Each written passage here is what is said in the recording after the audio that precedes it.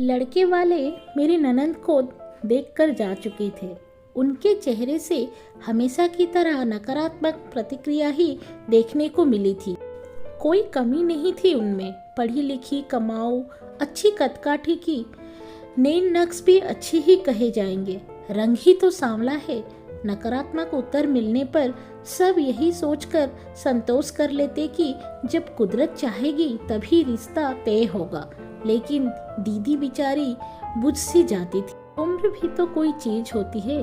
इस मई को दीदी पूरी 30 की हो चुकी है। जो जो उम्र बढ़ेगी त्यों त्यों रिश्ता मिलना और कठिन हो जाएगा। सोच सोच कर मेरे सास ससुर को रात रात भर नींद नहीं आती थी। लेकिन जिस से भी तो संबंध नहीं जोड़ा जा सकता ना। कम से कम मानसिक स्तर तो मिलना ही चाहिए। एक सांवले रंग के कारण उसे विवाह करके कुएं में तो नहीं धकेल सकते। सोचकर सास ससुर अपने मन को समझाते रहते। मेरे पति रवि दीदी से साल भर छोटे थे। लेकिन जब दीदी का रिश्ता किसी तरह भी होने में नहीं जा रहा था तो मेरे सास ससुर को बेटे रवि का विवाह करना पड़ा। था भी तो हमारा प्रेम विवाह। मेरे परिवार वालों ने भी मेरे विवाह को लेकर अपने आप को असुरक्षित महसूस कर रहे थे। उन्होंने भी जोर दिया तो उन्हें मानना पड़ा। आखिर कब तक इंतजार करते। मेरे पति रवि अपनी दीदी को बहुत प्यार करते थे। आखिर क्यों नहीं करते। थी भी तो बहुत अच्छी, पढ़ी लिखी और इतनी ऊंची पोस्ट पर कि घर में सभी उनका बहुत सम्मान करते थे। रवि ने मुझे विवाह के तुरंत बाद ही समझा दिया था, उन्हें कभी यह महसूस ना होने दूं कि वो इस घर पर बोझ हैं। उनके सम्मान में कभी ठेस नहीं पहुंचनी चाहिए। इसलिए कोई भी निर्णय लेते समय सबसे पहले उनसे सलाह ली जाती थी। वो भी हमारा बहुत ख्याल रखती थी। मैं अपनी माँ की इकलौती बेटी थी, इसलिए उनको पाकर मुझे लगा जैसे मुझे बड़ी बहन मिल गई है। एक बार रवि ऑफिस स्टोर पर गए थे। रात काफी हो चुकी थी। सास ससुर भी गहरी नींद में सो गए थे। लेकिन दीदी अभी ऑफिस से नहीं लौटी थी। चिंता के कारण मुझे नींद नहीं आ रही थी। तभी कार के हॉर्न की आवाज सुनाई दी। मैंने खिड़की से झांक कर देखा, दीदी कार से उतर रही थी। उनकी बगल में कोई पुरुष बैठा था। कुछ अजीब सा लगा कि हमेशा तो ऑफिस की कैब उन्हें छोड़ने आती थी। आज कैब के स्थान पर कार में उन्हें कौन छोड़ने आया है। मुझे जागता देखकर उन्होंने पूछा, सोई नहीं अभी तक? आपका इंतजार कर रही थी। आपके घर लौटने से पहले मुझे नींद कैसे आ सकती है मेरी अच्छी दीदी। मैंने उनके गले में बाहें डालते हुए उनके चेहरे पर खोजी नज़र डालते हुए कहा, आपके लिए खाना लगा दूं? नहीं, आज ऑफिस में ही खा लिया था। अब तू जाकर सो। गुड नाइट दीदी, मैंने कहा और सोने चली गई। लेकिन आंखों में नींद कहाँ। दिमाग में विचार आने लगे कि कोई तो बात है। पिछले कुछ दिनों से दीदी कुछ परेशान और खोई खोई सी रहती है।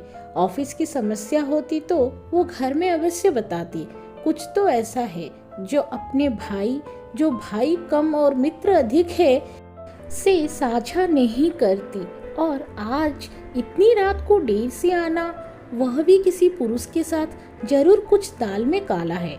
इसी पुरुष से विवाह करना चाहती तो पूरा परिवार जानकर बहुत खुश होता। सब उनके सुख के लिए उनकी पसंद को किसी भी पुरुष को स्वीकार करने की तनिक देर भी नहीं लगाएंगे। इतना तो मैं अपने विवाह के बाद जान गई हूँ। लेकिन बात कुछ और ही है जिससे वो बता नहीं रही है। लेकिन मैं इसकी तह में जाकर रहूंगी। मैंने मन ही मन तय किया और फिर गहरी नींद की गोद में चली गई। सुबह 6 बजे आंख खुली तो देखा दीदी ऑफिस के लिए तैयार हो रही थी। मैंने कहा, क्या बात है दीदी, आज जल्दी? मेरी बात पूरे होने ही पहले से ही वो बोली, हाँ आज जरूरी मीटिंग है इसलिए जल्दी जाना है। नाश्ता भी ऑफिस में कर लूँगी, देर हो रही है, बाय। मेरे कुछ बोलने से पहले ही वे तीर की तरह घर से निकल गई। बाहर जाकर देखा वही गाड़ी थी। इससे पहले कि ड्राइवर को पहचानूं, वह फुर्स से निकल गई। अब तो मुझे पक्का यकीन हो गया कि अवश्य दीदी किसी गलत पुरुष के चंगुल में फंस गई हैं। हो ना हो वह विवाहित है।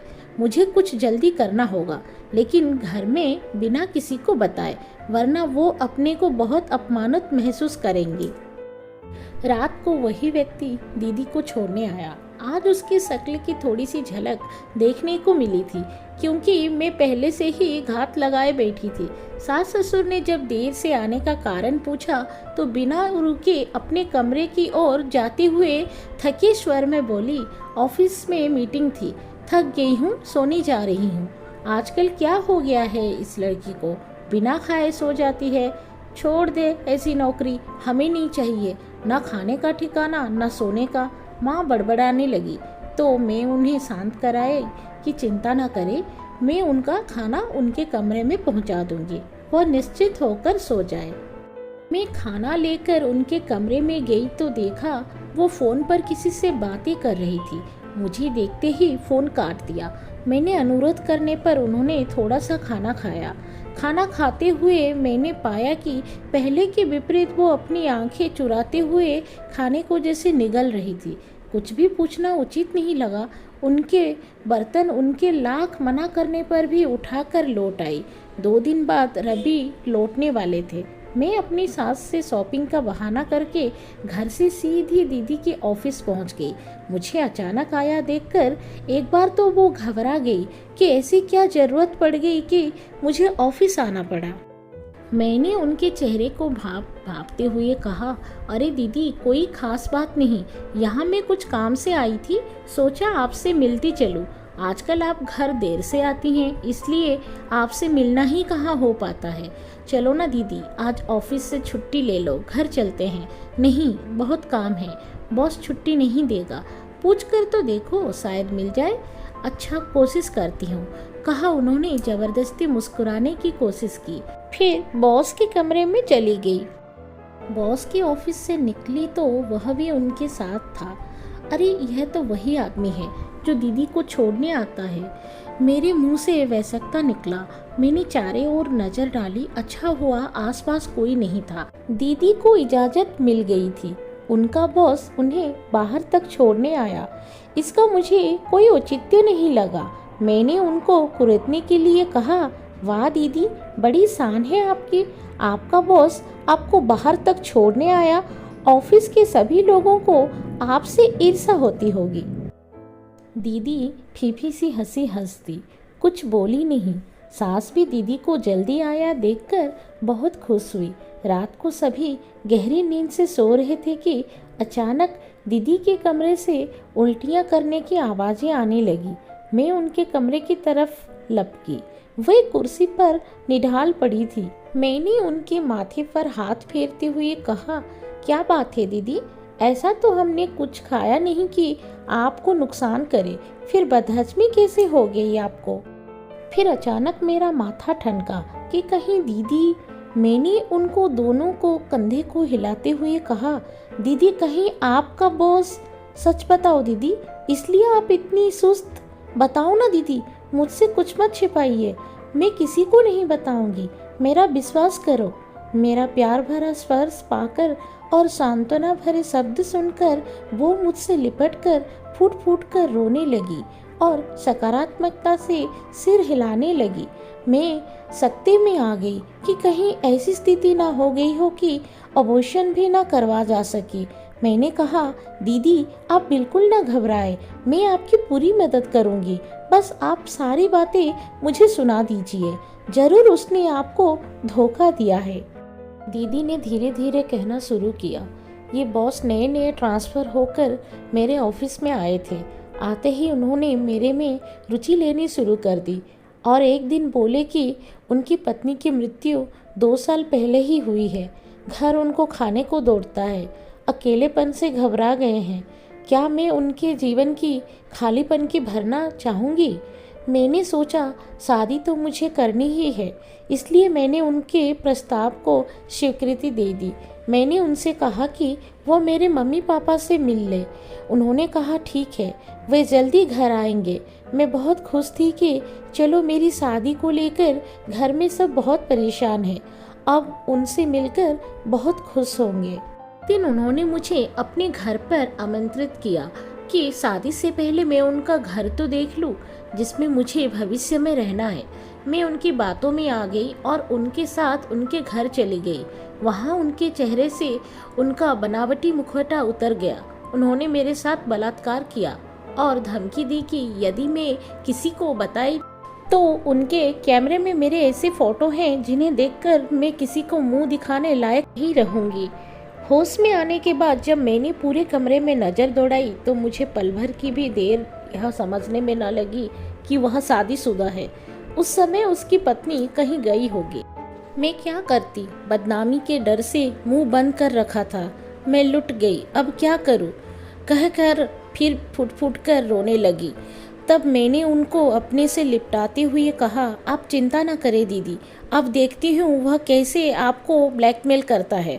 सबसे पहले मेरी फ्रेंड डॉक्टर के पास जाकर अबॉर्शन की बात करते हैं, इसके बाद आपके बॉस से निपटेंगे। आपकी तो कोई गलती ही नहीं है। आप डर रही थी, इसी का फ़ायदा तो वह उठा रहा था। अब आप निश्चिंत होकर सो जाइए, मैं हूँ ना, आज मैं आपके कमरे में ही सोती हूँ।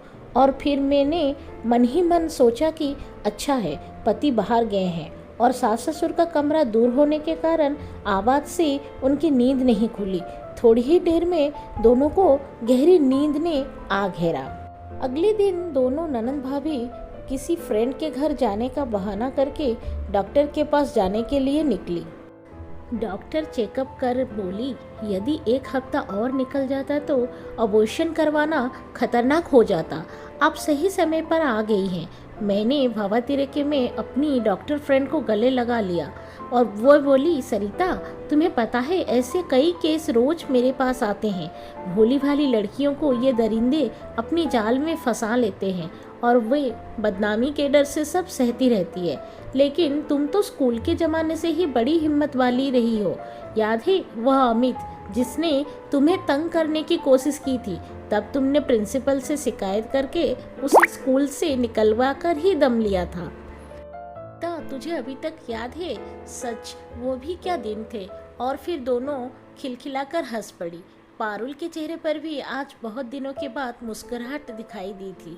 अबॉर्शन हो गया।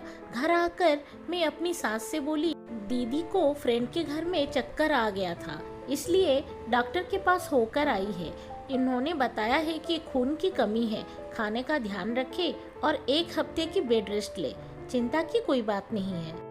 सास ने दुखी मन से कहा, मैं तो कब से कह रही हूँ खाने का ध्यान रखा करो, लेकिन मेरी कोई सुने तब ना। 1 हफ्ते में ही दीदी भली चंगी हो गई। उन्होंने मुझे गले लगाते हुए कहा, तुम कितनी अच्छी हो भाभी, मुझे मुसीबत से छुटकारा दिला दिया। तुमने माँ से भी बढ़कर मेरा ध्यान रखा। मुझे तुम पर बहुत गर्व है। ऐसी भाभी सबको मिले। अरे दीदी, पिक्चर अभी बाकी है, अभी तो उस दरिंदे से निपटना है।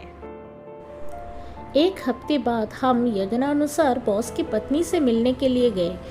उनको उनके पति का सारा कच्चा चिट्ठा बयान किया तो वो हैरान होते हुए बोली, इन्होंने यहाँ भी नाटक शुरू कर दिया। लखनऊ से तो किसी तरह ट्रांसफ़र करवा कर यहाँ आए हैं कि शायद शहर बदलने से ये कुछ सुधर जाए, लेकिन कोई कहते हुए वो रोआसी हो गई। हम उनकी बात सुनकर अबाक रह गए। सोचने लगे कि इससे पहले न जाने कितनी लड़कियों को उसने बर्बाद किया होगा। उसकी पत्नी ने फिर कहना शुरू किया, अब मैं इन्हें माफ़ नहीं करूँगी, सज़ा दिलवा कर रहूँगी। चलो पुलिस स्टेशन चलते हैं, इनको इनके किए की सज़ा मिलनी ही चाहिए। मैंने कहा, आप जैसी पत्नियां हो तो अपराध को बढ़ावा मिले ही नहीं। हमें आप पर गर्व है। और फिर हम दोनों ननंद भाभी उसकी पत्नी को साथ पुलिस को लेकर बॉस के पास उनके ऑफिस पहुंच गए। पुलिस को और हम सबको देखकर वह हक्का बक्का रह गया। ऑफिस के सहकर्मी भी सकते में आ गए। उनमें से एक लड़की भी आकर हमारे साथ खड़ी हो गई। उसने भी कहा कि उन्होंने उसके साथ भी दुर्व्यवहार किया है। पुलिस ने उन्हें अरेस्ट कर लिया। दीदी भवातरीके से मेरे गले लगकर सिसकने लगी। उनके आंसुओं ने सब कुछ कह डाला। घर आकर मैंने सास ससुर को कुछ नहीं बताया। पति से भी अबॉर्शन वाली बात तो छुपा ली, मगर यह बता दिया कि वह दीदी को बहुत परेशान करता था। सुनते ही उन्होंने मेरा माथा चूम लिया और बोले, वाह, मुझे तुम पर गर्व है। तुमने मेरी बहन को किसी के चंगुल में फंसने से बचा लिया। बीवी हो तो ऐसी। उनकी बात सुनकर हम ननद भाभी दोनों एक दूसरे को देख मुस्कुरा दी। आपको कहानी कैसी लगी कमेंट सेक्शन में ज़रूर बताइएगा। कहानी अच्छी लगी हो तो लाइक शेयर करें और ऐसी कहानियाँ सुनने के लिए चैनल को सब्सक्राइब करें। धन्यवाद।